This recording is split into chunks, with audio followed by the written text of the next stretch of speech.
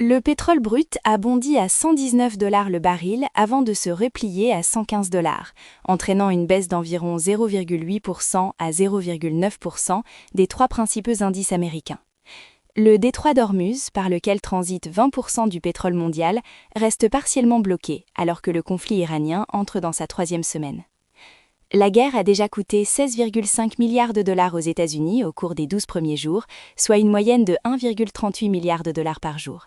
Le Pentagone a formulé de manière informelle une demande de financement supplémentaire pouvant atteindre 200 milliards de dollars, ce qui, au rythme actuel des dépenses, permettrait de maintenir les opérations jusqu'à la mi-août. Le choc pétrolier a provoqué un revirement que peu d'observateurs avaient prédit il y a un mois. Il a totalement inversé les perspectives sur les taux d'intérêt. La probabilité d'une baisse des taux de la Fed d'ici 3 mois s'est effondrée, passant de 60% début février à seulement 16%, tandis que les chances d'une hausse des taux ont grimpé à 15%, touchant brièvement les 25% la semaine dernière.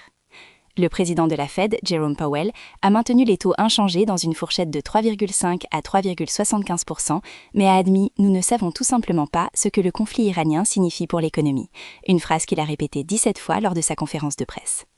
Le taux hypothécaire à 30 ans a grimpé à 6,22%, son niveau le plus élevé dès 2026, suivant directement la hausse des rendements du Trésor, Treasury Yields, alimentée par les craintes inflationnistes.